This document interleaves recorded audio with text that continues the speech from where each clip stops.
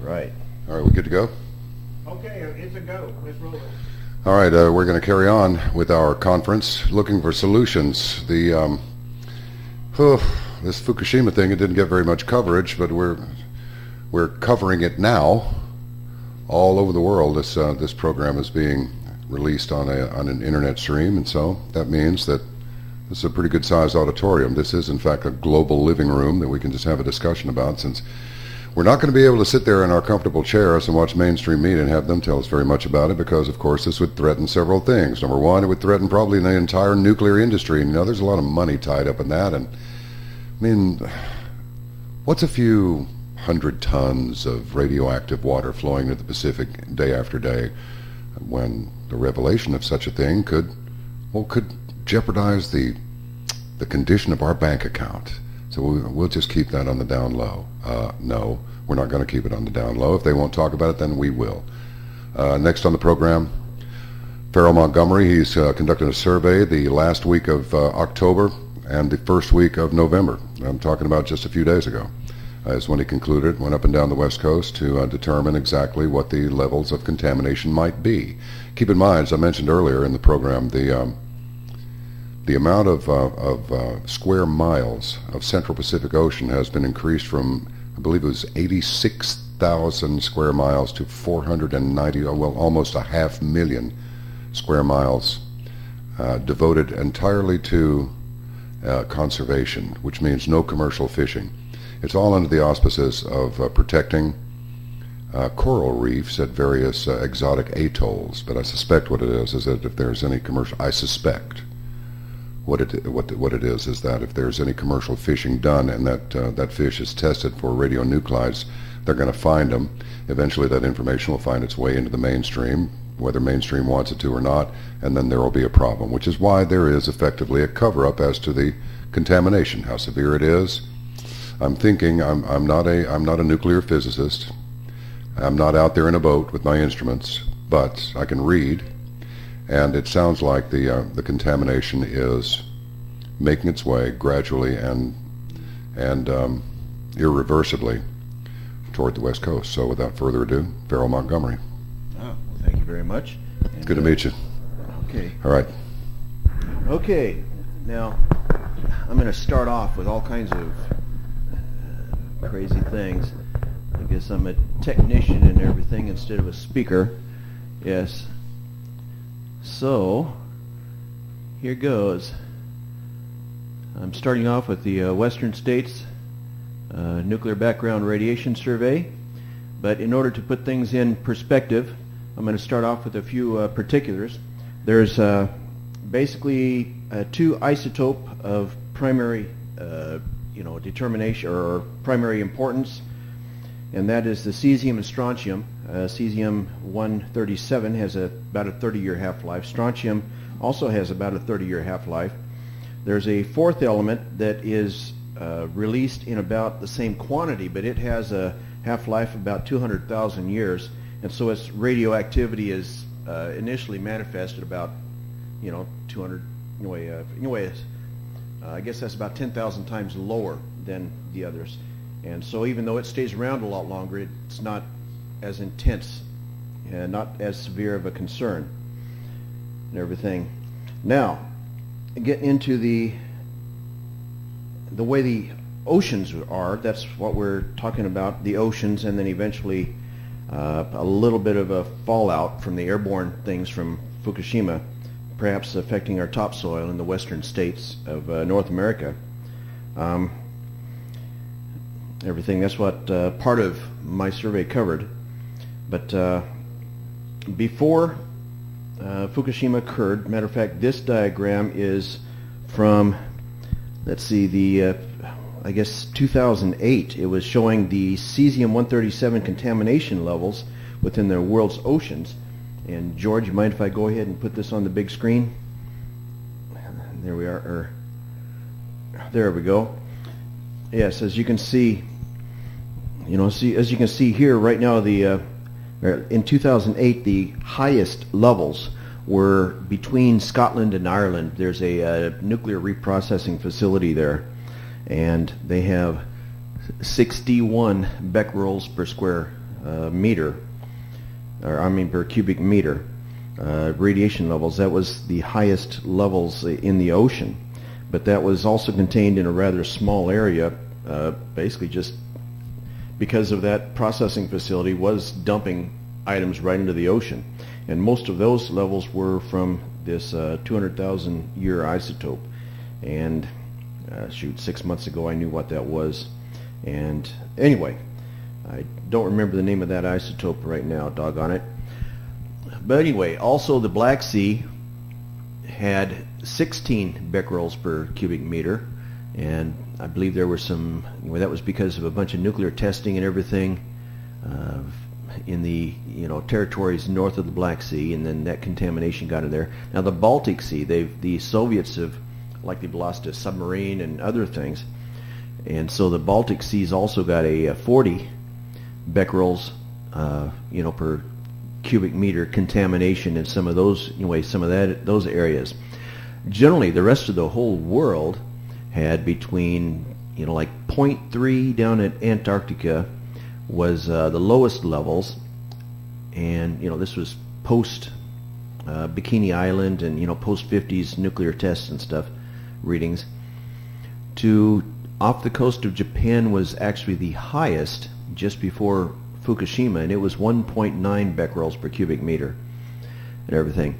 So what this does is it gives us a little bit of a way of being able to predict radiation exposure levels along coastlines whenever the Fukushima fallout, either from running into the ocean through waters or from the blast and plume and things like that contaminated the ocean, when the bulk of that eventually approaches our west coast.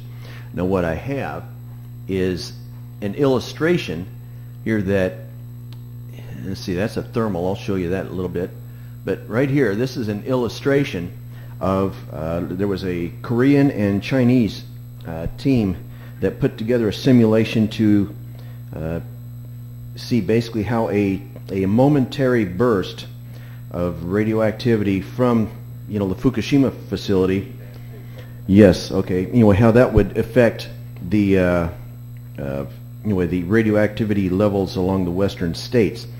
The difference between this simulation and reality is, instead of there being a burst leakage, actually there is a consistent flow of contaminants into the ocean. So if it was, you could take this simulation and then overlay this simulation over the constant releases into the ocean, of which those vary from time to time. Everything, yes, but this is forecasting up to the year 2030, and let's see, there's 2026, 27, but anyway, it goes to about 2030. Okay, the time period that we're most interested in or most concerned about is of this simulated burst thing was the year near the end of the year 2015 to about the year 2025. The radiation levels are of concern along the west coast, of considerable concern, to the point where bioaccumulation and maybe perhaps tainting of seafood and things like that might be an issue, and perhaps even affecting the quality of life of large oceanic mammals and things. Not necessarily mammals either, but whales and sharks and whatever. So this simulation is something interesting to look at, and it's an academic, and it helps us to do a projection as to what to look forward to. And then these prior readings that I showed you from pre-Fukushima radiation exposures across the oceans, and how those oceans are affecting local sea life and everything, that helps us to be able to predict what to expect along the western coast when we take all those summed together. Okay, let's see. Now what's happening right now is there's a concern with a large die-off of starfish and other species that's associated with starfish, like let's see, I believe it's cuttlefish, a few others, but mostly it's a certain family of starfish. There's been like a plague that's ran through the population. Now, this population of starfish that's had a big die-off about halfway between here and Juneau, south into northern central California. About every 20 to 24 years there is a plague that does sweep the population, and that's generally whenever the ocean warms up a little bit. Now, what's happened is this last year there are record highs. The Pacific Ocean north of Hawaii, let's see, anyway, we've got record high temperatures. Some of it is almost 90 degrees Fahrenheit, but on this chart this shows centigrade, and the highest temperatures are between around 28 degrees centigrade, a little bit, maybe 29, some of those. But so that's very possible that the sea life, mostly the sea life that's more accustomed to cooler weather, is being stressed more, and so that it makes them more vulnerable to a naturally occurring plague to sweep through the populations. And from the indications that I've been able to read from or find from, actually even I've talked to some of the institutional individuals, within research and things like that.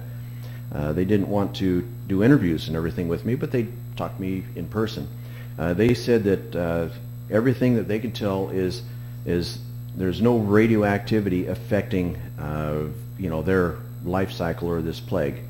That this is caused mostly from, as well as they can determine, mostly from the increased warmness of the waters, in the ocean. And since they're cold weather species and things, they are being stressed to the point where they become highly vulnerable to a plague, and thus it is happening. Okay, now back to the background radiation survey. Let's see, keeping track of everything here, and then looking at the oceans to keep everything in order. Let's see, actually before I run off, I'm going to mention that there's let's see, Ken Buesler. He's with the Woods Hole Oceanographic Institute, and he's doing a survey.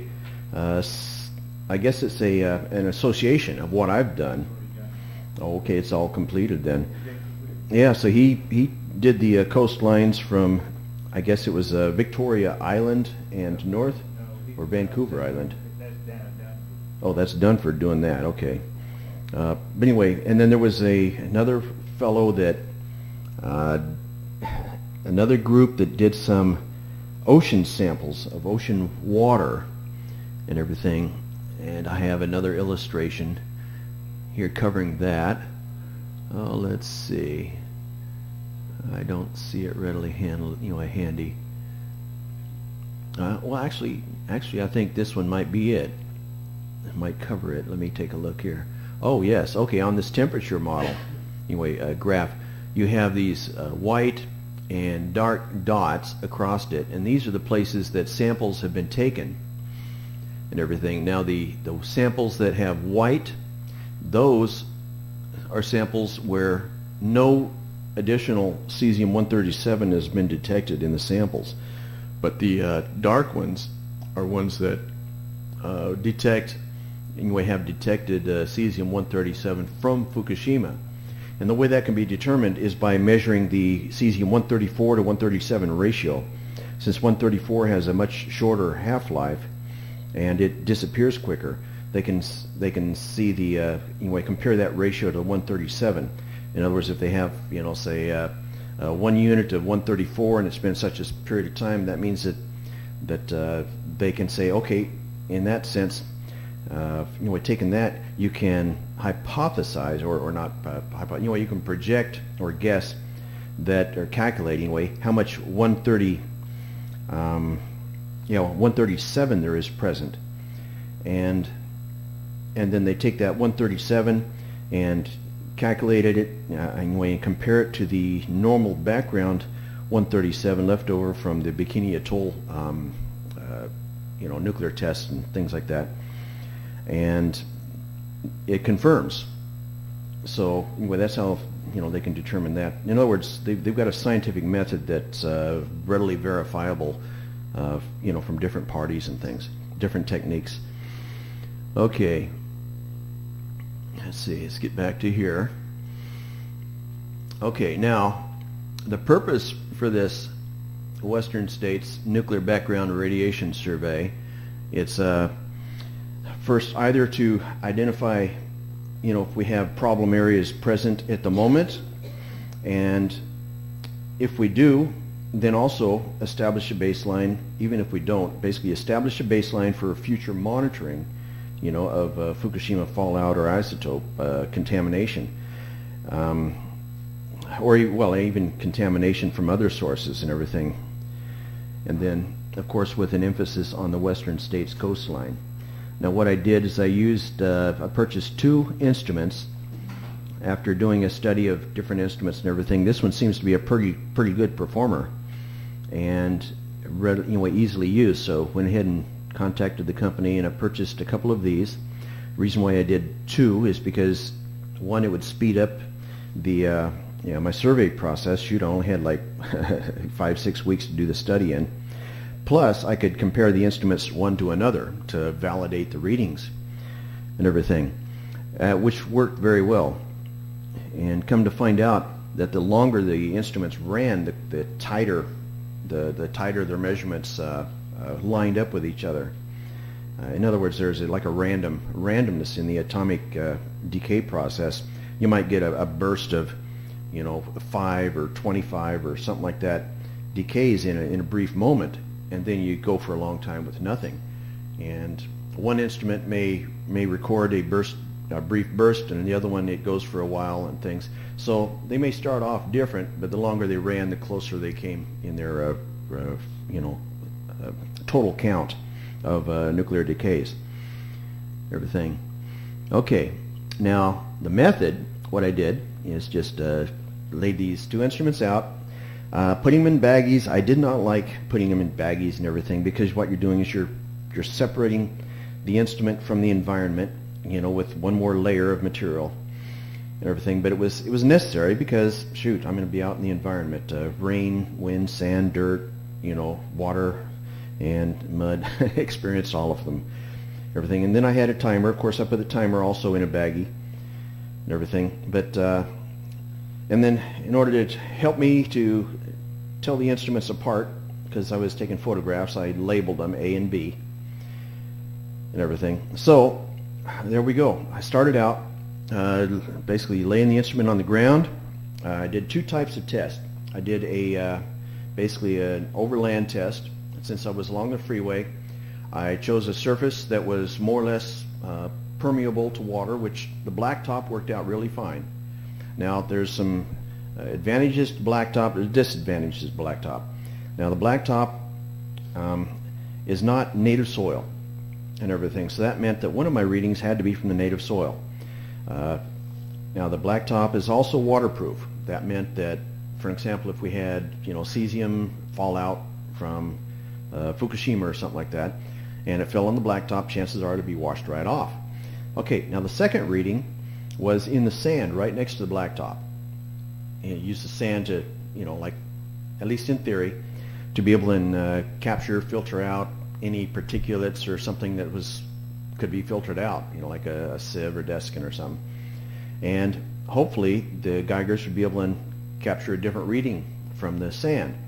The third reading was the ditch. That was where all the rainwater would settle and hopefully soak into the ground or get washed away and everything.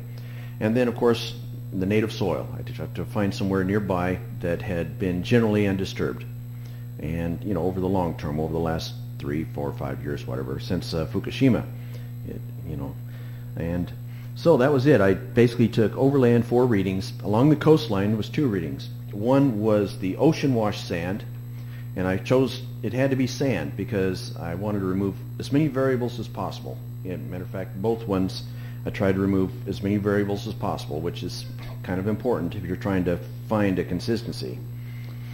So in the sand, I had to have ocean wash sand and rain wash sand, everything. So over land, oh yeah, I had more illustrations I could be showing you. But yeah, here you see the edge of the blacktop, and then there you can see the gravel, and then there you can see the ditch, you know, the dirt, and then of course the native soil in the background. And it's actually surprising that there was sometimes a noticeable difference in the readings and everything. Sometimes there wasn't. But anyway, and here's the ocean wash sand or sea wash sand. There's the instrument and everything, and you can see where the you know, the, and sometimes I actually had to grab the bag and keep the ocean from washing them away. that was a surprise sometimes. And then here's the rain wash sand. I always tried to find some plants that I did not think could grow very well in sand. Now here the grass, that tolerates, I mean, could not grow very well in salt. Now this grass, it's salt tolerant, but you see those flowers down there? That was evidence to me that perhaps this is, you know, fairly clean of being washed by the ocean and stuff. So, but I got different readings and stuff from it too, so at least in theory. Now this is the path that I followed. Starting in Dickinson, North Dakota, followed the freeways going through Tacoma straight to the coastline. My first reading was in the Puget Sound on Tacoma, and there I took a kelp reading. All that's I couldn't actually. That my kelp reading was over here on the Pacific coast, past Tacoma.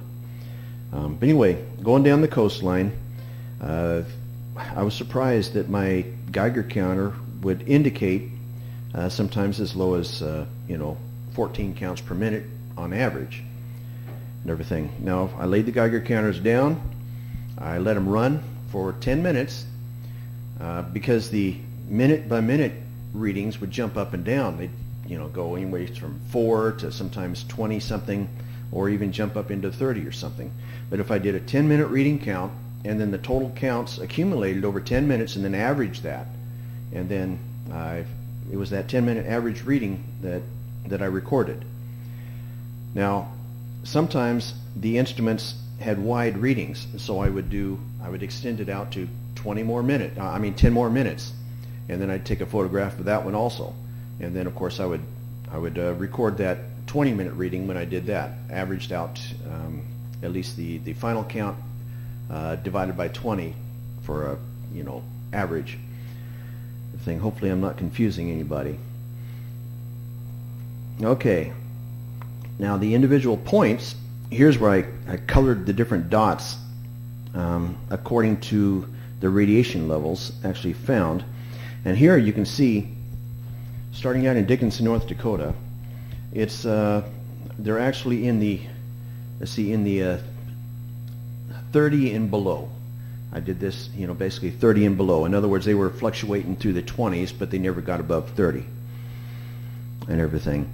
And then these darker green ones, it jumped up into the 30s, but stayed, it stayed less than, actually, yeah, green is 40. Okay, it stayed less than 40. It would fluctuate around in the 30s. Now, when I approached Butte, Montana, there's a big copper mine there and mining operation, and I got a reading that was up into the 50s. I got yellow for 60 and less, and then it dropped back down to the reading with the levels that I was getting prior to that until I got to Spokane. And then the policeman told me I was not allowed to take readings along the freeway or anything, so I just continued on. I skipped a few places, started taking readings in rest stops, but there's too many variables added, so after a couple of rest stops I reverted back to taking my standard readings at at exits on the freeway, on the entry ramps, off the side of the entry ramps and stuff. And then the readings dropped into the teens. My normal background radiation counts dropped into the teens until just before Tacoma. It went up a little bit, and then I started doing coastal readings after that. and they were consistently in the teens. You know, high teens. I could look up the numbers. I've got all the numbers down here, but anyway, so it got real boring. You know, it became quite boring taking these readings, real low readings. And then there was a reading at, let's see, oh, I don't know, right near the Oregon-California border, where it jumped up a little bit. And then the readings after that stayed low. As I approached San Francisco, then there was a reading that jumped up higher. It was at Pacifica Beach, I believe. It jumped up higher, but that was after I looked around on Google Maps and everything. It was near a storm drain, you know, where all the rainwater from the city would exit into the ocean and everything. So anyway, since I was trying to do a general overall, if people are interested in this, then local activists in their areas, you know, go get your Geiger counters and survey your city. Everything. It's just too much for me to tackle. And everything. Oh yes. Well, and then I got to oh, I don't remember the name of that place. Pescada or something. It seemed to have a lot of rocks made of granite or something in the, you know, along the coastline. And granite generally has a slightly elevated normal background radiation level, and it went back up into the 30s, and it remained pretty much that until I got to what beach is that? Oh, okay, that's right. Yeah. So anyway, here I'm not showing you what I had prepared. Butte, Montana. Yeah, zoom in on Butte and everything. See, there's an illustration right next to this copper mine and everything. There's a little yellow star over there, and that's where I took the readings at, next to the freeway. And there was a ditch there where I collected the high reading, and here's a a Google Street View of the area. But you can see the rail. I put one near the concrete there, I mean on the blacktop next to the rail, another one in the gravel next to the rail, and then in the ditch I took my third reading, and that one was in the 50s. And then my fourth one was up on the slope near that little white sign up there. But the third one was significantly higher than the other two. And I could speculate. I did not research it, but I would speculate that it's probably because of dust and things from the copper mining operation that had been collected into the ditch, you know, from rainwater washing it out of the local area, vegetation and stuff, and into the trench of the ditch there. Okay. And yeah, here's another. This is a picture. It looked black, but I had to put it into Photoshop to try to pull out the stuff you couldn't see, so it really messed up the color. But there you can see the Geiger counter sitting down in the ditch and stuff. You can barely see a Geiger counter up near the top of the screen next to that guardrail. And these are the photos of the actual instruments taking the readings and everything. And here's the photo of the reading in the ditch. And after 10 minutes, it's 5:02. So I divided that by 10, and it's 50.2 was the average counts per minute. Everything on it. And of course, you can see the counts per minute on the display says 49 up here. So, okay. Let's see. Now, the next one was Pacifica Beach. The ocean, the sand washed sand. Anyway, the ocean washed sand. Everything looked normal.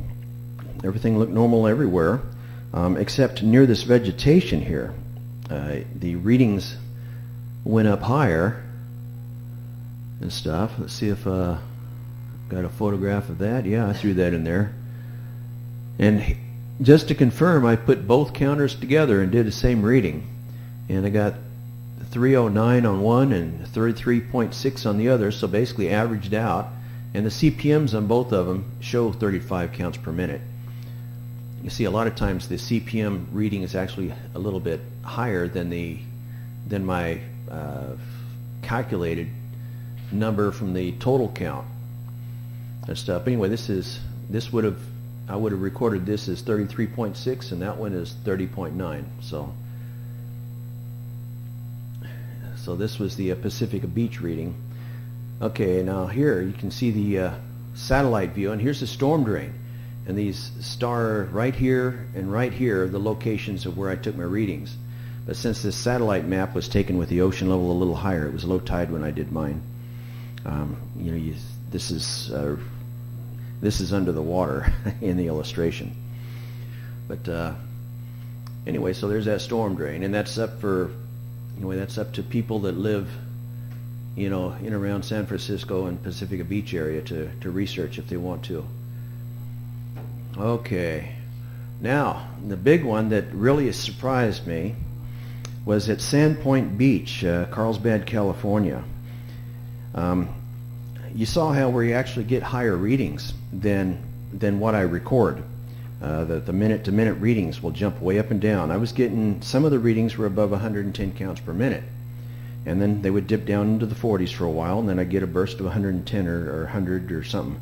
But they averaged out, and I thought that this was kind of important, and so I did my readings, both Geigers side by side, and that's how I got these dual readings, everything. You can see, like right here, the rain-washed sand that was away from the beach, it was down closer to normal. But of course, the sand-washed sand, the thing is sand-washed sand is usually lower. That's because the acids and stuff in the ocean, the salts, have a tendency of cleansing the isotopes out. But in this case, it was reverse. We had this layer of black sand that was about 6 inches laying on the beach, and it was higher in radioactivity than the rest of the area and everything. So I would guess, without doing any more research, that it was carried into the area and dumped there. See, there's that 6-inch layer of this black sand on the beach there, this radioactive sand.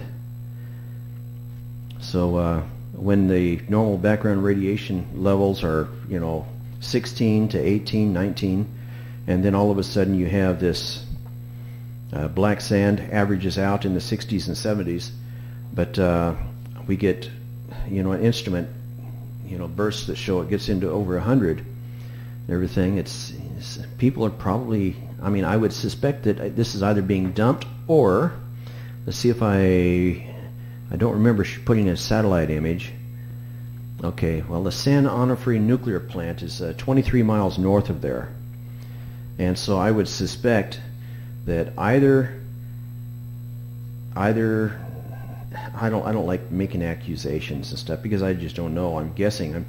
Somehow or another this radioactive sand ended up on that beach, and that's for people that live in the area to research. I just couldn't. I did do a little bit of quick looking around. That's a satellite view of the top of the nuclear plant, 23 miles north of the beach I was looking at. And let's see, okay, what happened? I already showed you this, didn't I? Okay. And what's this? This is nuclear sites around the USA. Yes, I would actually recommend for activists that live in the different areas to do surveys in their, in their area, to see, down if they're, like nuclear releases and everything are affecting the nuclear background radiation level in their area, or, for example, downwind of Spokane.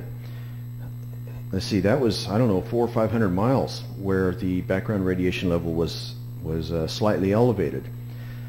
Now, I don't know if it was, I don't think that you could consider that as being dangerous. It might make it so that the lifetime cancer rates might go up 10, 20, 30% or something. But, since those are hard to determine, there's probably politics and things going to get involved in those decisions. What I would like to do is go ahead and along all of the different freeways continue this radiation count so that we could have a better idea of where the elevated radiation levels are coming from. Now there's this Honifer plant in southern Washington where they have like 4 breeder reactors. Their sole purpose is for just producing plutonium and things like that. I never swung by there because I wasn't aware of them at the time. And okay, what I'm doing is I'm chasing rabbits. I'm getting off on other subjects. Let's see, yeah, so anyway, my field readings. But what I would like is for these findings to establish a baseline to inspire others to go out and do more detailed readings and everything, especially since it's expected that the fall of 2015 we're actually going to start getting Fukushima cesium and everything arriving on our west coast, northern west coast, around Spokane and Victoria Island and everything, Astoria. And then the peak of it is expected to last, I guess it's up to 6 or 8 years after the leakage in Fukushima is finally halted. But our March 22nd Fukushima Solutions conference, the last one we did, we discovered that the minimum time it's going to take to halt the cesium, the radioactivity releases from the Fukushima complex is 50 years. So if they're projecting 50, 60, 70 years before that halts, then that means that the West Coast is going to continue to experience a continuing rise in radioactive isotopes from, accumulated radioactive isotopes from the Fukushima releases. And I haven't taken the time to try to project forward what those levels might actually become. But anyway, there's something to start with. And so this is basically a baseline's been, at least the beginnings of a baseline's been established and everything. And with help of the team that's going through, British Columbia, Canada, doing their coastal survey and everything, and the team that's doing these oceanic surveys, we'll be able to get a much better handle on this as time goes by. And then, of course, there's the atomic health strategies that was revealed in the last Fukushima thing. I really think that the population needs to take active measures to make sure that we generally stay, healthy, through this probably next 100 years and beyond. Anyway. Thank you very much, Farrell Montgomery, for that survey that you did. And I have a question for you, just a second, okay? There were just recent surveys that were taken off the West Coast, some 750 miles to the west of British Columbia and the northern part of California. And Ken Buesler did report recently, he's with Wood Holes Research Institute. They took water samples in different locations, and they came up with the presence of 134 and 137, which would indicate that it's gotten into the plankton, into the food chain. See, what Farrell did was a wonderful base survey, and also he did uncover some very high rates in different locations. And so that added to the overall knowledge base that we need. And he took it was over weeks. And how many miles did you travel? It was about 6,000 miles. Yeah, okay. I mean, he got out there, and I would email him daily and stuff. And he'd be out there. I'm taking a survey, and the police are on me, and they want me to move. And he would keep going. I mean, he is a persevering soul, and he doesn't give up. But also, these recent surveys that were done on board ship by Ken Buesler and others closer in within 100 miles indicates that a large presence of the cesium-134 and 137 is moving towards the West Coast. Our indication would be that it's not impacting in the water yet along the West Coast. but also there's strontium-90 indicating indications in test wells at the Fukushima Daiichi plant right now. Now the difference between strontium-90 and this cesium stuff is that strontium-90 can get into your structure, your skeletal, your bone structure, and then when it's there, and you can't get rid of it. So we're talking about bone cancer there. But I want to thank Farrell Montgomery very much for his survey, and boy, he went out there and did a superb job. Thank you, Farrell. You're welcome, George.